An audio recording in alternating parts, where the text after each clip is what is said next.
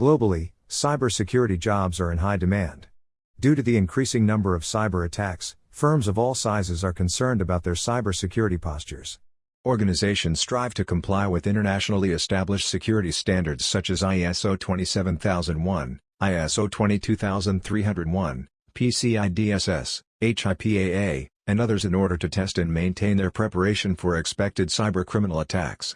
If you are seeking a job in the IT security risk and compliance industry and have an upcoming interview, this video will help you with some of the most often asked questions and answers about risk management and cybersecurity. Also, if you like this video, do subscribe to our YouTube channel. Also, to learn more about cybersecurity and its practices, check out Invensis Learning CRISC certification training. All of the necessary information is given in the description box. Without any further ado, let's get started with our first question. How would you describe the risks and threats to information security? Information security risk may relate to a number of different things, but it always comes down to one thing: the damage caused by unauthorized actions involving information or systems. The magnitude, scope, and particularity of the danger may vary from negligible to catastrophic. Contrarily, threats are the means by which risks are carried out. We may, for instance, face an insider threat in which a person obtains important company information. The risk would be evaluated by the possible damage the information may create if obtained by unauthorized individuals. Next question: how would you calculate ALE? Annualized loss expectancy, or ALE, is calculated by multiplying a single loss expectancy, or SLE, the possible intensity of a single incident, by the annualized rate of occurrence, or ARO, how often this event is likely to happen. Once this number is determined, the organization's decision makers may choose whether it is in the organization's best interest to mitigate the risk, minimize the risk, or accept it. Next question: have you ever used a gap analysis tool? A gap analysis is a technique for evaluating the performance of a business unit in order to identify whether business needs or goals are being met and, if not, what measures should be taken to achieve them. The capacity to identify where an organization is now, where it needs to go, and whether or not everything is covered is fundamental to gap analysis. If an organization is required to comply with regulations A to Z but completely misses Q, an audit might assist reveal a gap. Next question: what exactly is a KPI? KPI is an abbreviation for Key Performance Indicator, which is a quantitative measurement of performance over time for a particular objective. KPIs give objectives for teams to strive towards, benchmarks for measuring success, and insights that enable everyone throughout the business to make more informed choices. Key Performance Indicators, or KPIs, are crucial measurements that show where we are at the moment. These numbers may be produced from a multitude of sources, such as how far we've proceeded with operating system migration, how many hard drives in our storage were replaced in the last year, how often our website went down. The ability to see this information at a glance along a timeline may assist us in determining how we're doing in compared to where we were before, as well as any possible loopholes we need to address. Next question: why is risk ownership so important in a large company and certified in risk and information systems control? A designated risk owner assures that one organization member is responsible for the risk. If no individual or group is responsible for managing a risk, then the organization as a whole will be responsible for it, and it is highly likely that the risk will slip through the cracks. Having a risk owner is an essential step in developing and implementing a response plan in a timely way. A risk owner should be someone whose primary responsibilities include risk management. Imagine we have just one person responsible for data restoration. Therefore, when we built off-site, offline backup, they would surely want to be engaged in the recovery of tapes, ensuring that they were all there, correctly labeled, and moved securely to the off-site, secure storage. They would want to do this since their ability to do their duties depends on having reliable data accessible for restoration. Next question: who is responsible for the security of information technology?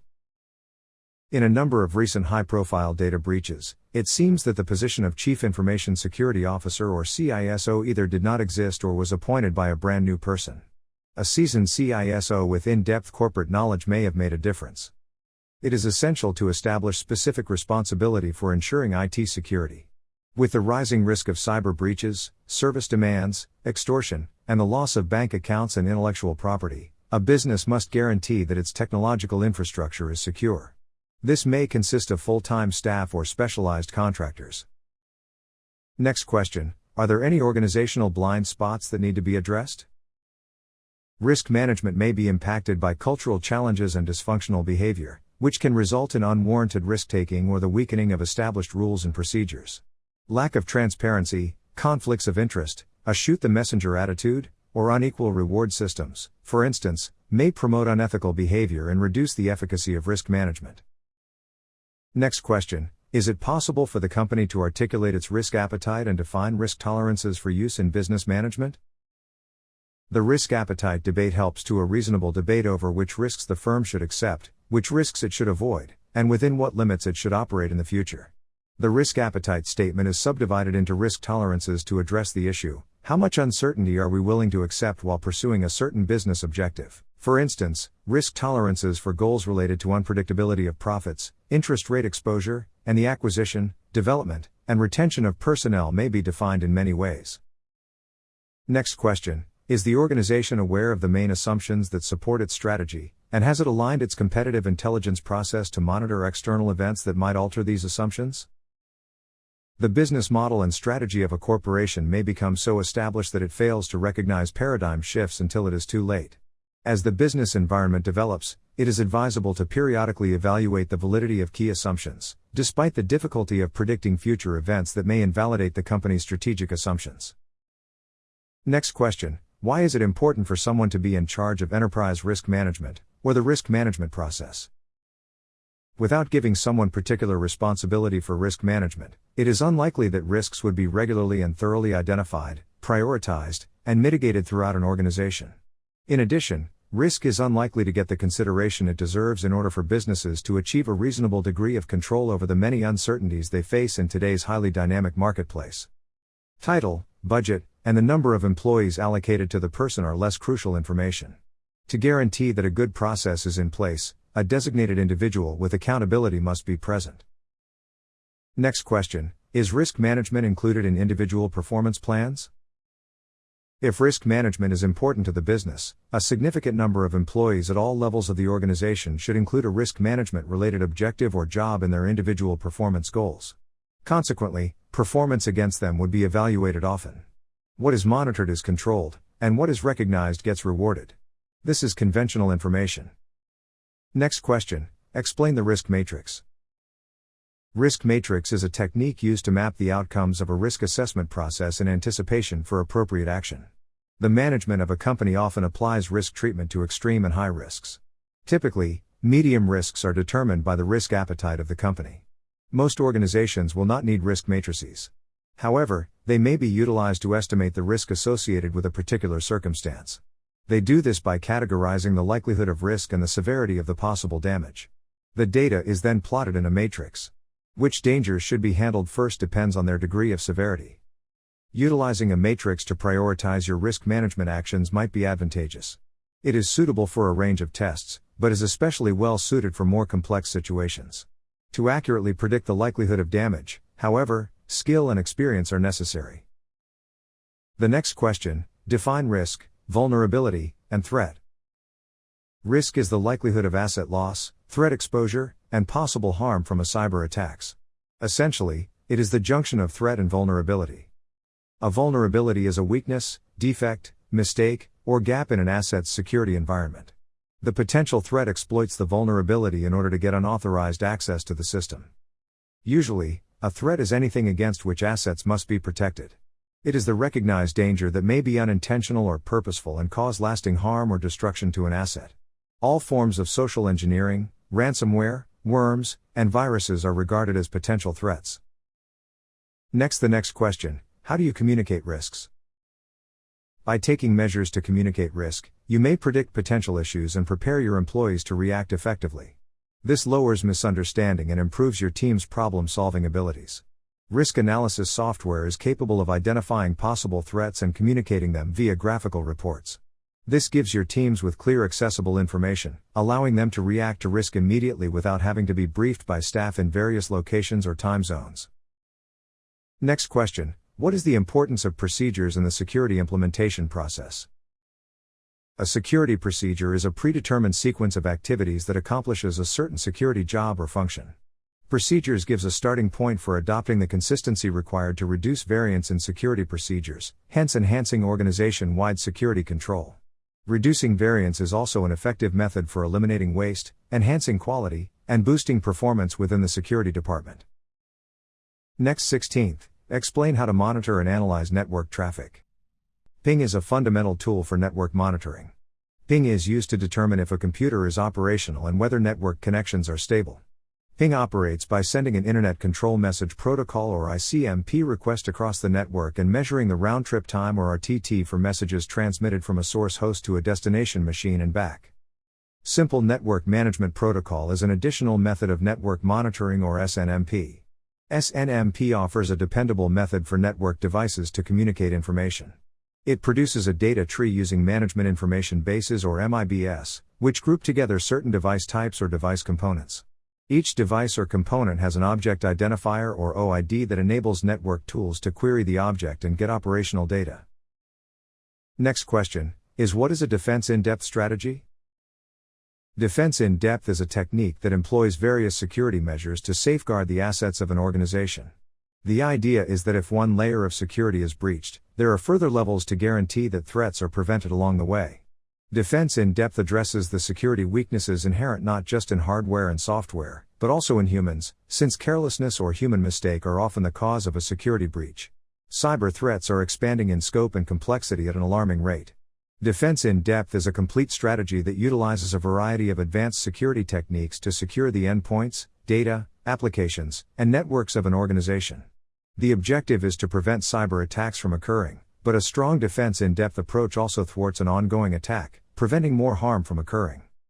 Traditional corporate network defenses, such as antivirus software, firewalls, secure gateways, and virtual private networks, or so-called VPNs, continue to play an important role in a defense in-depth approach.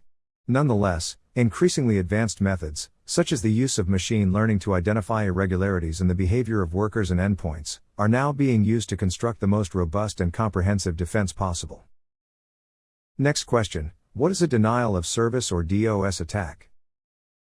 The purpose of a denial of service DOS attack is to make a system or network unreachable to its intended users. DOS attacks do this by flooding the target with traffic or by providing it information that causes it to crash. In all circumstances, the DOS attack prevents genuine users, that is, employees, members, or account holders, from accessing the intended service or resource. DOS attacks often target the web servers of prominent organizations, such as banking, commerce, and media corporations, as well as government and business enterprises. Next question, how does a person become an information security risk? Individuals regarded to be insider risks. When vendors or employees act in a manner that puts information security at risk, they pose an unintended or purposeful security risk. For instance, losing organizational assets and discussing customers informally with outsiders. Next question, what made vendors or subcontractors a risk? Due to a lack of proper training and supervision, vendors frequently have significant access to the organization's systems. In general, there is no strategy for contract fulfillment. In addition to being able to work from home, become cloud service providers, and communicate data over email, vendors are exposed to a high risk of viruses and other infections. And organizations rarely verify that data is destroyed securely from vendor assets after project completion. Next question, explain the differences between RSA and Diffie Hellman cryptography. Both RSA and Diffie Hellman are financially successful public key encryption algorithms because they are based on apparently intractable issues, the difficulty of factoring big numbers and exponentiation and modular arithmetic, respectively. The Diffie Hellman key exchange is subject to man-in-the-middle attacks due to the fact that it does not authenticate any side engaged in the exchange. MITM may also generate a key pair and forge communications between two parties that believe they are interacting with one another. Diffie Hellman is used in combination with an additional authentication mechanism, often digital signatures, for this reason. The RSA technique, unlike Diffie Hellman, may be used for signing digital signatures as well as symmetric key exchange, although it requires the exchange of a public key beforehand. Recent research has shown, however, that even 2048 bit RSA keys may be degraded using either man-in-the-browser or padding oracle attacks. The report advises that the safest countermeasure is to abandon RSA key exchanges in favor of Diffie Hellman key exchanges. The next question, what is the purpose of an IV in encryption in certified in risk and information systems control? IV is a number that changes continually and is used in combination with a secret key to encrypt data. Initialization vectors or IVS are used to avoid identical text sequences from yielding similar ciphertexts when encrypted. In addition to the key and clear text, an IV is utilized as a third or fourth input to initiate encryption. The majority of the time, companies need IVS that are unexpected and random, and that are only utilized once per conversation. The objective is to ensure that two communications encrypted with the same key do not contain identical ciphertext. The next question: when it comes to your firewall, do you prefer closed ports or filtered ports? A closed port denotes that no application or service is actively listening on that port for incoming connections. If an application or service is started, a closed port may be opened at any moment. A filter port indicates that the port is blocked by a firewall, filter, or other network problem. A server or network firewall, router, or security device are a few examples of standard services that might generate a filter port. Start a discussion on security via obscurity, including the pros and cons of being traceable versus undetectable. They need something intelligent in terms of general debate. In your answer, they might evaluate your maturity or immaturity, decision-making skills, and other characteristics. The next question: how would you create responses or procedures in case of an emergency? If we were evaluating a disaster recovery plan, we would first want to examine the organization's present procedures, such as its backup strategy. If something already exists, we would not have to begin from scratch, allowing us to go much more rapidly. We would also want to consult with the individuals who would be necessary to react to the disaster and determine what it would take to make them operational as quickly as feasible. After gathering our information, we can begin generating our documentation and having it evaluated to see if there are any gaps in our knowledge of the process or if anything was forgotten. The next question: explain the difference between process, guidelines, and policies. This is a really elementary question that is commonly asked. Policy. It is a document at the highest level that provides senior management security directives. Next, procedure. It is a precise, step-by-step list of tasks that must be carried out in order to accomplish the intended result. Next, guidelines. It is a collection of recommendations or best practices that may or may not be followed. The next question: what is a security misconfiguration? A security misconfiguration is a vulnerability that occurs when a device or application or network is set up in a manner that an attacker may exploit it. This may be as easy as keeping the default username and password unchanged or using two basic passwords for device accounts, and so on. The next question: explain the XSS attack. How to prevent it. Cross-site scripting, commonly known as an XSS attack, enables an attacker to impersonate a target user in order to do activities that only the user can accomplish, therefore stealing the user's data. If an attacker successfully fakes a privileged user, they can get complete access to the application's data and capabilities. In this attack, the attacker injects malicious client-side code into online services in order to steal data, execute damaging code, seize control of a user's session, and conduct a phishing scam. Here are some methods for preventing XSS attacks. Double-check user input. Sanitize HTML. Use anti-XSS tools.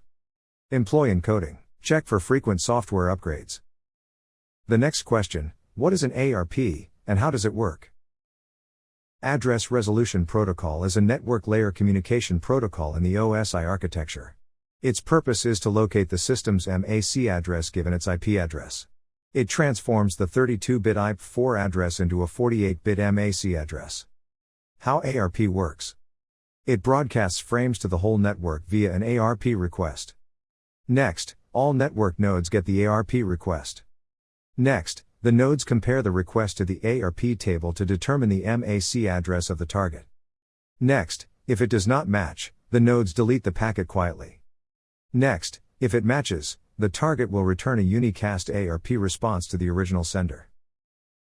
I would like to conclude the session by saying that a cybersecurity or CRISC certification may help an individual become an invaluable addition to any firm, as well as lower risks in a variety of industries. They will be employed for a very long time if they are acquainted with ever-changing standards.